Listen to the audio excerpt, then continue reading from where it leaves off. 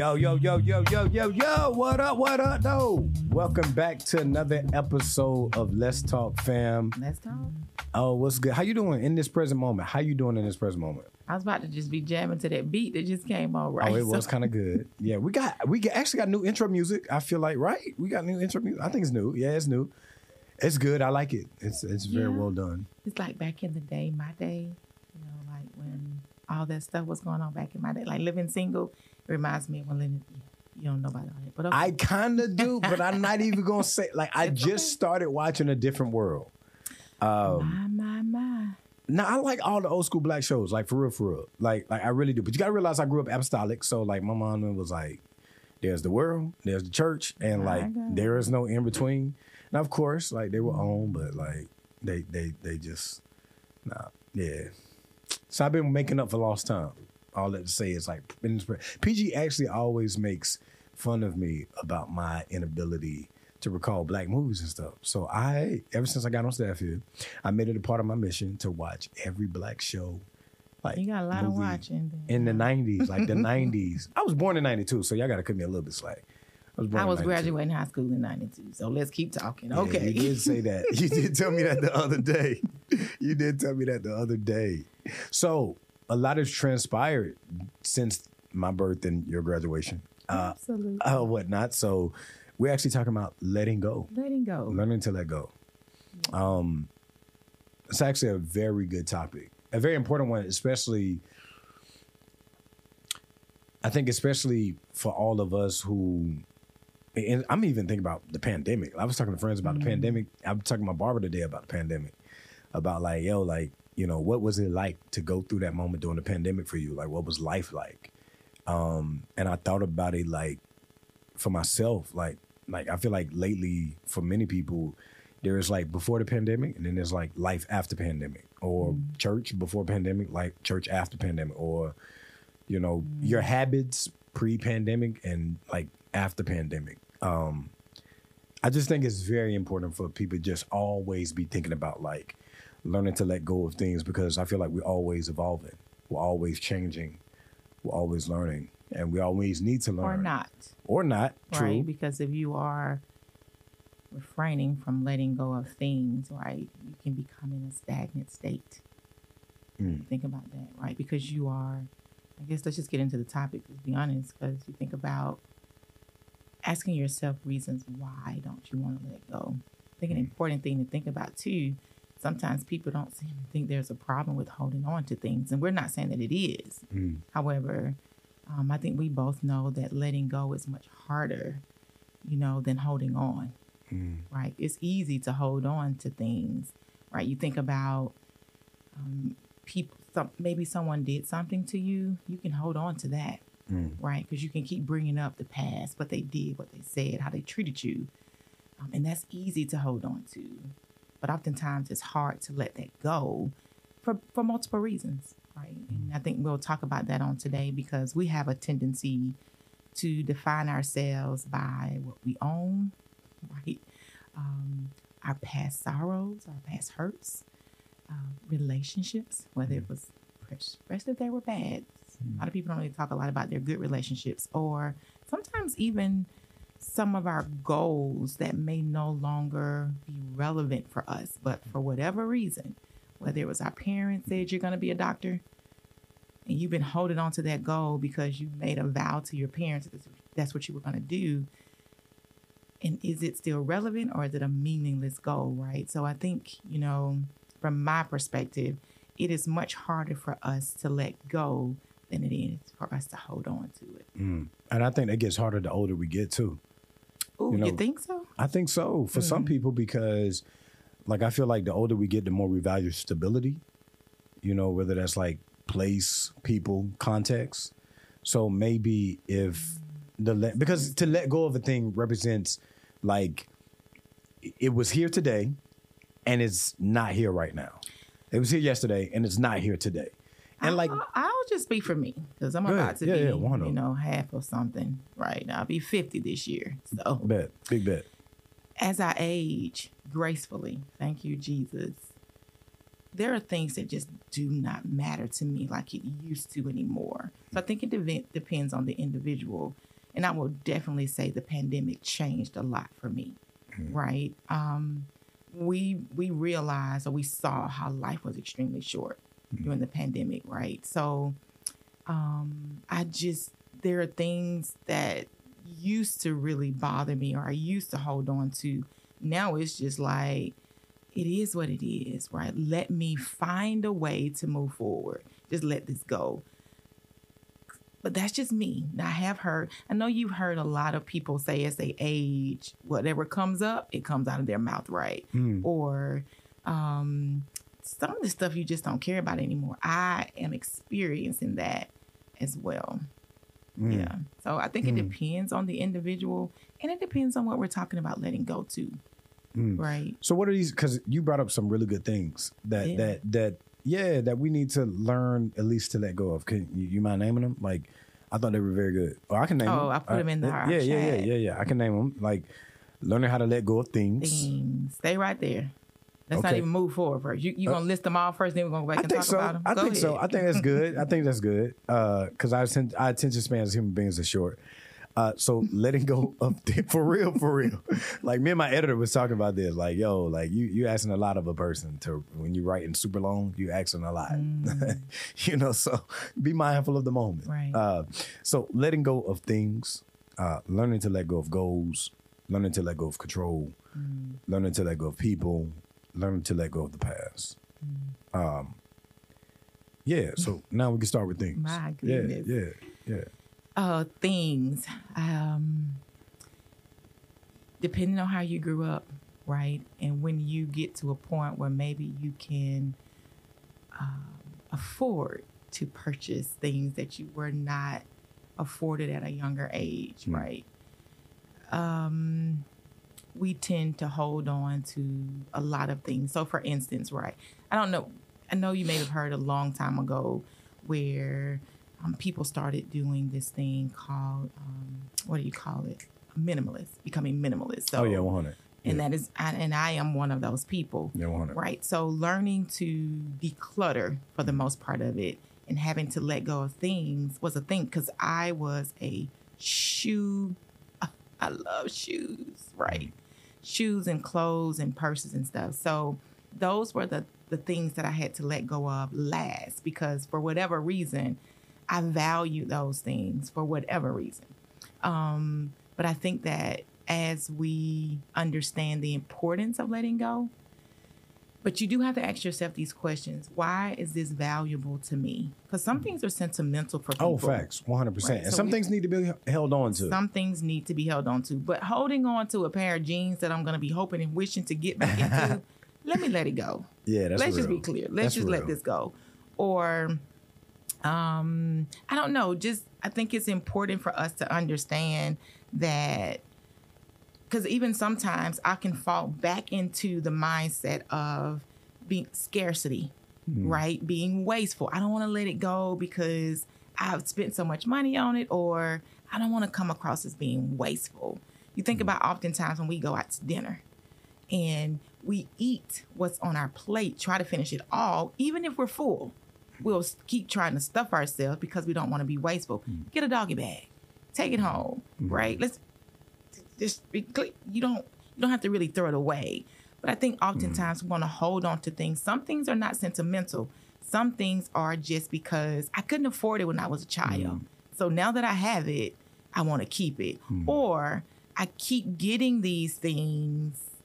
It's not serving me, but I'm just going to keep getting them. I'm going to keep holding on to it. So I don't know. Yeah. I also, when you start talking about things, I don't just think about like material things. Oh, yeah. Like, my mind immediately goes to football and my playing days. When I think about like letting go of things, it was easily the hardest thing for me to let go of. And the reason being is because when you do a thing for so long and you do it well for so long, and you've developed such deep relationships and friendships, and even you've seen yourself grow from it, it's very hard to let go of a thing that's super valuable and meaningful and does something for you and to others that you would not have had without it. Did you have aspirations of furthering? Oh, 100%. And it's even good, like going to the goals things. Like, you know, letting go is possibly also redefinition. You know, redefining things. You know, or reevaluating my relationship to them. And I think with maturity has to always come reevaluation continually. Absolutely. So like in 2013, when I was at the height of my career at Clemson, a situation happened and I ended up folding mentally and emotionally. I ended up at Western Carolina, 5 games into the season, ended up quitting football. And I mean, you have to think that like, yo, I came from, you know, one of the poorest areas in South Carolina where, you know, many of us, in order for us to make it out, you know, football, school, work is a part of that. But sports is like, you know, number one for us. And for us to make it out, any of us to make it out of there to the level that, you know, me and others played at, you know, is a true miracle. And you work so hard to become something that your community will be proud of and that you will be proud of. And you almost like live it with a desperation because everything is so consequential in life. And you believe, and in some sense, in a very real way, you know, it's a make it or break it thing for you.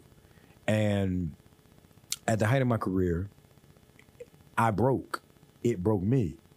And it sent me into one of the most depressive seasons of my life, where after the breaking, after the quitting, after the failure, I had to find a way to get back to Clemson, to finish what I started, to finish my degree, and figure out a way to find another thing that will give me everything that I had and wanted in football that was so traumatically taken away. And I think a lot of people deal with that in the sense of like the thing that you don't want to let go of, but life makes you let go of. Right. Because I'm hearing you, and when we think about it, whatever it is that we're holding on to, not wanting to let go, and maybe not even noticing we need to let it go too, it can be an invisible weight that we are carrying around, right? Because, like you're saying, you became depressed, right? And you realized you had to find a way to get out of whatever it is that was going on. And I think oftentimes we are not conscious of what we're holding on to and the why. It's important to ask the question, why? Because you can't move forward if you don't really know, why am I holding on to this? Why is this so valuable to me that I hold on to? And then, because what does the scripture tells us in Hebrews 11, right? Like to lay aside those weights that easily, and I think we don't understand oftentimes that the holding on is hindering more than it is sometimes helping us to. Right? Oh, no. Oh, 100%. And I think, because I want to be careful about like blaming people for wanting to hold on. Like not saying we are, not saying we are. I just always have to, you know, we always have to just be mindful of the person who may be listening to this, who may be actually in a situation where I was at with football, where like, you know, you've done something for so long, and the writing is on the wall that the time is ticking, and that the longer you stay, the deeper you're digging yourself into a hole. And you got to figure out a way to climb yourself out of the hole, no matter. And it's a process. Yeah, 100%. It's a process. And I'm thinking about like I never want to blame the person that like, who was like me, that was like, dad, yo, like I want to stretch this thing to the furthest end it could possibly go. But who did you have around you? Also, I think that's important too. Having the right group of people, or the right people in our circle that can be honest with us and tell us, hey, have you considered? Do you think? Because that's important too. It is, but a person like that ain't really thinking about like they're not really truly thinking about like time, right? They're not really truly thinking about like, you know, and even the way that like we approach a person like that. I think when you think about young people and like when things are so ultimate in our lives, like there is a way to be like a parent and then a way to be like a friend. So like the way that like young people hear the parent, if they say, well, it's time to let go of this, they hear it, they're processing that as like, oh, this is like an adult in my life or a parent in my life who just trying to tell me what to do and they not understanding this and that and this and that, you know. So I think it's like creating conditions in which like people can like really process and feel everything they need to feel as they're working on like reevaluating the thing. I don't know, Stu. Yeah, go ahead. I just believe that even as a youngster, when I was that young, I'm still young. Because even with my children now, they have circle of people that are open and honest, even when they were teenagers or in college, to be open and honest to say why, what, like, let's just have this conversation.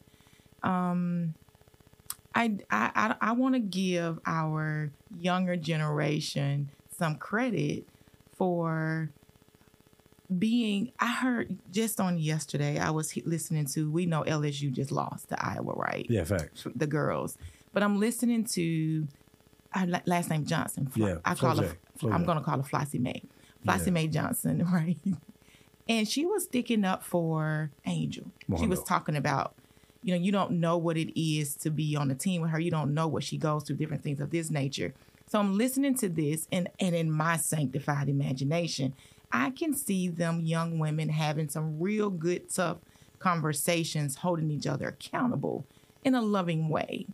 So, I will go back to whether you are a young adult, you know, you are, you know, mid-age, you know, even my age, having the right people around us to be open and honest with us, to say, let's have this conversation about what's going on with you. Because sometimes I need people around me that's going to be honest. And I've always wanted people to say, let it go, right? Why are you doing this to yourself, right? Or how do you feel this is helping you or benefiting you? And just things, I've always wanted that. So I'm not saying everybody does, but I want to give our younger generation credit, especially today, because they are just, oh my goodness, right? They're teaching us some stuff. So yeah, and that's it. And I think that's what I'm getting at, is that like the people who will be around you, who will ride it out with you, however long you need them to be there. Yeah.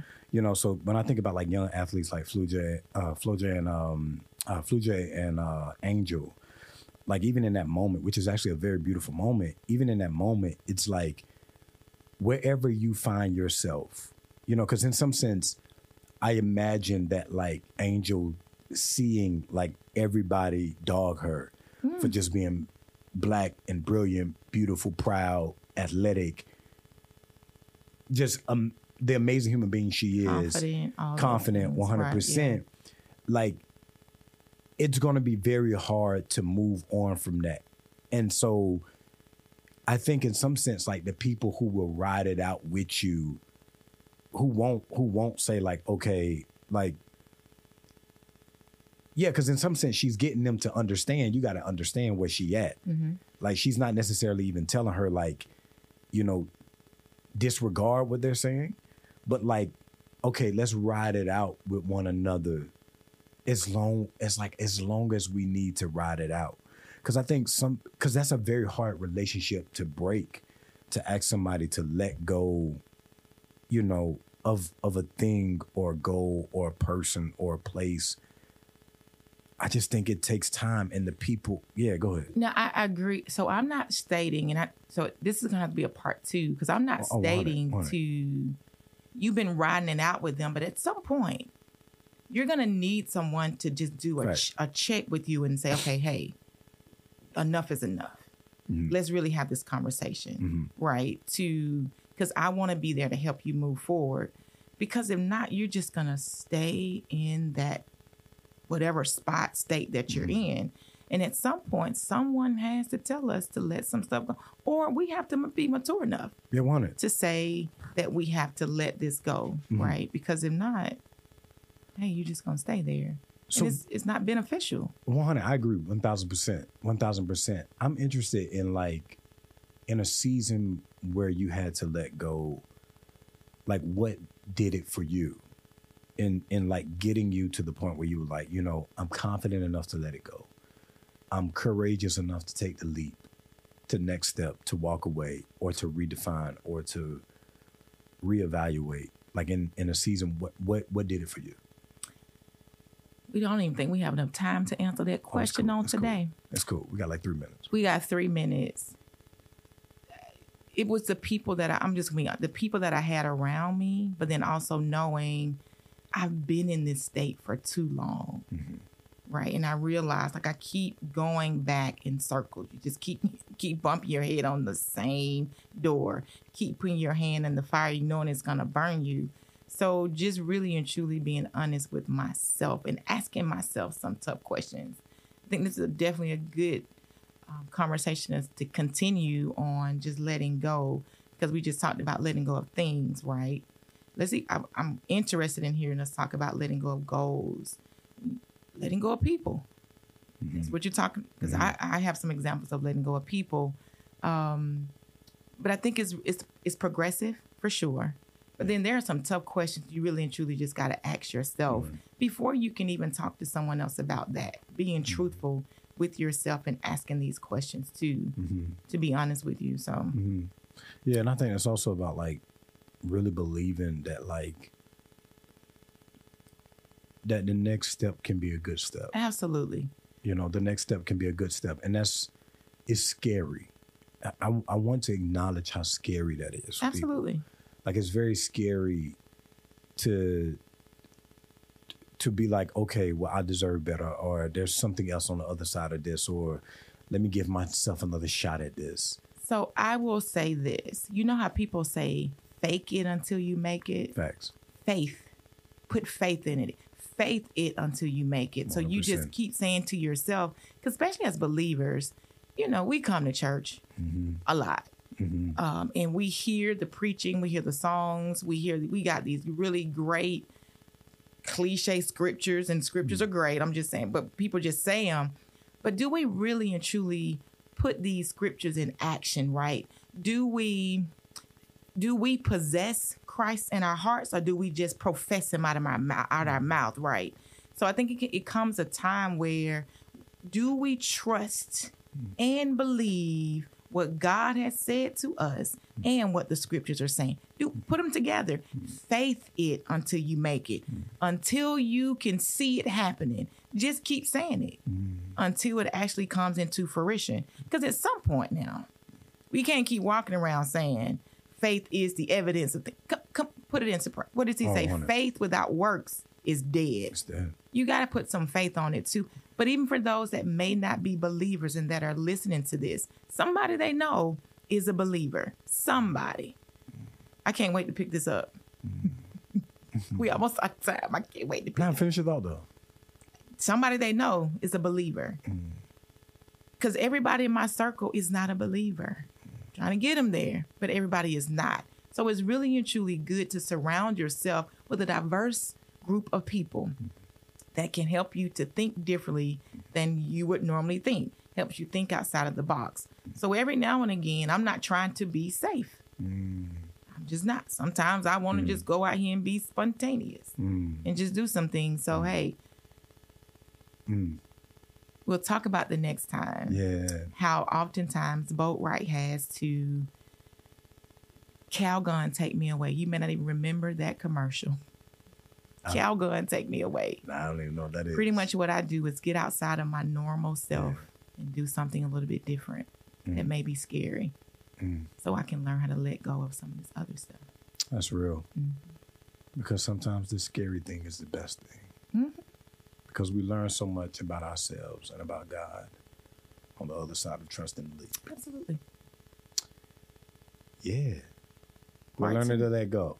Yeah, learning to let go. Yo, thank y'all for showing up for this little snippet of a conversation. I feel like that went very quickly. It went quick. But it was good. Like, it was good. I think a lot of people need help in letting go. Definitely a part 2 coming. And we just want to be the place where people can wrestle and think and find grace and find help. We'll have some scriptures for something next time. How about that? We will. This was good. This was scripture. It was good. It was scripture. No, some people want to bank on it, so we'll give it to them. Okay, all right, bet. Put our seminary degrees to work.